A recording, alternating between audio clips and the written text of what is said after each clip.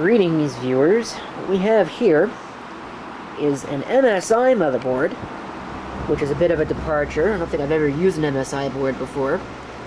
A78M E35. Picked it up on eBay, and it showed up today. Turn that off so it's not bombarding the camera with wind noise. Here it is running.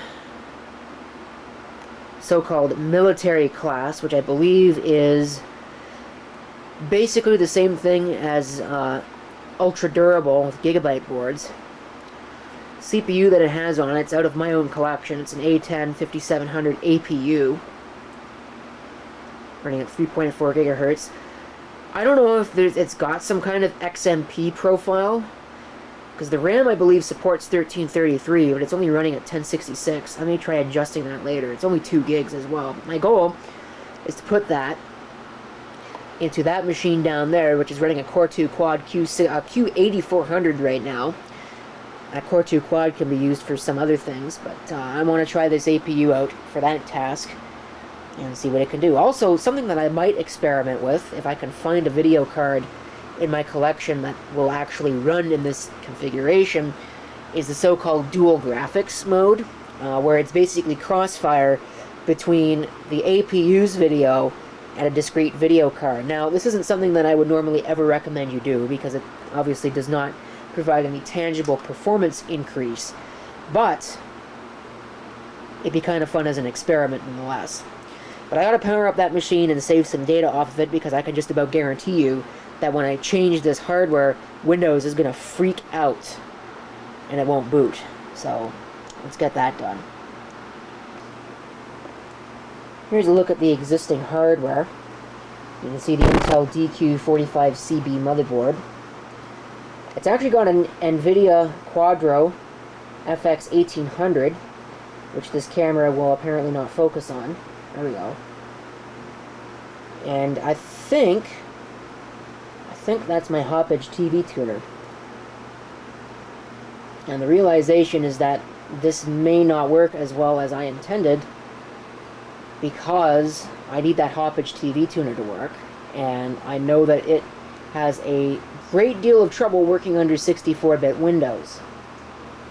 So I guess the system will be limited to 32-bit, but I guess that's not necessarily a bad thing, since the new board going in has only got 2 gigs of RAM on it, which is even less than what this has. Anyway, this power supply is going to come out too, since I don't really trust it. I've had issues with it in the past with certain motherboards. So, we'll deal with that. And if I have to reinstall the OS, which I suspect I probably will, I think I'll take this 160 gig drive out and upgrade it too in the process. There's a look at the back of the machine in its new config. I don't have an I/O shield, so that's going to look kind of stupid, but I don't know. I can get an I/O shield on eBay if I really want one. All the things are reconfigured, and this will be having wireless, because I've got a cable back there that I'd like to repurpose for something else.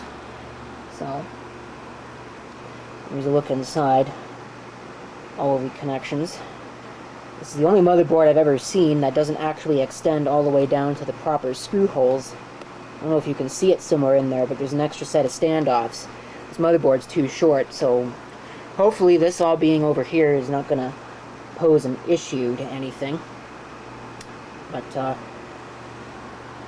let's go ahead and power it up. Somehow I got a really bad feeling that something's going to go wrong, but well, I'm committed. I've already taken care of this, so let's see when it does. It should do nothing because it's configured to power off. I don't have a fan. Let's hit the power switch. If I can find the power switch. Well, that much works. I don't know about the front panel LEDs. Going to set up. Well, that's promising. Look at that. It actually is still hosting. Cool. I have a fan. And everything should be good. Nothing seems to be missing. So we'll just make sure that all our drives are showing up. And they are. Just like they should. It already had 2 serial ATA optical drives in it, which is nice, because the previous board actually did not have. Now let's see, where is that configuration? I don't remember. That's fine. That's fine. There it is. AHCI is on. That's good. Are you ready to watch Windows crap all over itself? Save changes and reboot. Let's see what happens. Now, this could be interesting. It will be interesting. Just to watch Windows blow up. If it'll even try and start to Windows. Because I don't know. It's gonna try. Any second now.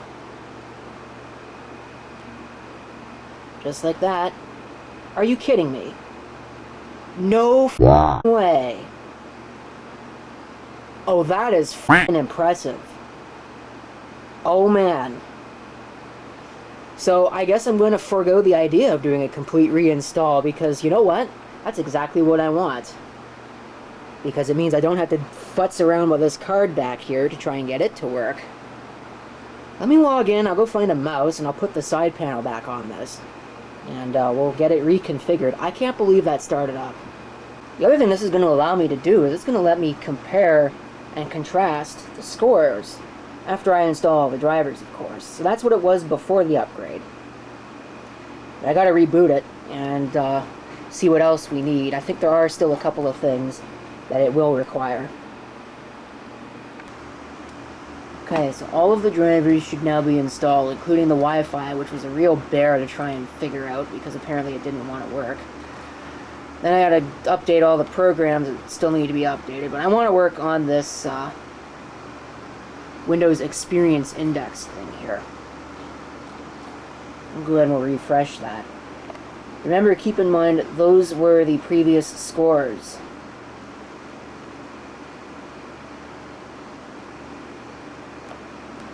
Assuming you could read them. 7.2 for the CPU, 7.2 for the RAM, 6.6 on both the graphics and gaming graphics, and a 5.9 for the hard drive, which isn't going to change because it's a mechanical drive. Wow. Believe it or not, that is actually a major downgrade. Like a major downgrade on all fronts, except the CPU, which stayed the same. So, I don't know, that really wasn't that, I kind of thought it'd be able to do a little bit better than that, but evidently not. So that's kind of a shame, but oh well, I guess it is what it is. I might see if I can maybe bump up the video score. I'm sure I probably could if I put more RAM in this thing, because it's only got 2 gigs of RAM. Maybe get some better RAM than what I've already got in here. You know, put like a 4 gigs of RAM in here as opposed to having 2 gigs. It's not going to be able to do any more than 4, so it's 32-bit, but...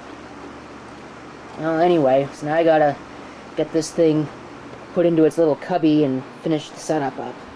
Maybe run a backup and all that. Well, it didn't last long, and I am right now out of patience for dealing with this. So, that's it for this video.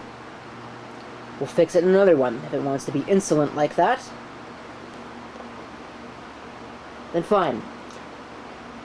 Looks like I'm going to be playing a game with my own hardware once again. I don't understand why none of this can just work.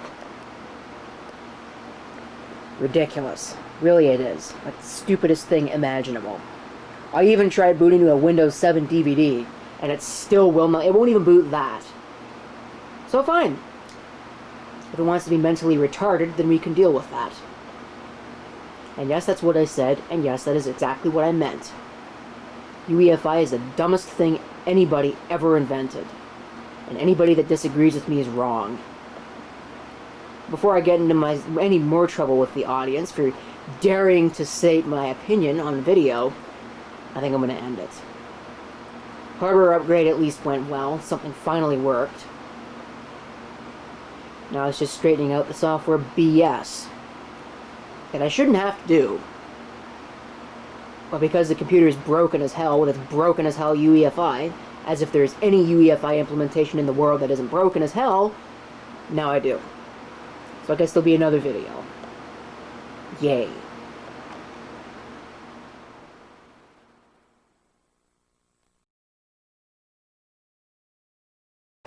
and we'll get it reconfigured. I can't believe that started up.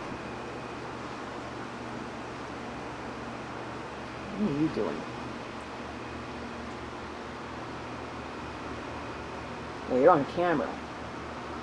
You could have gone into the driveway and done it like a proper person, but anyway. At least they didn't try and pull a U-turn and hit the garbage cans.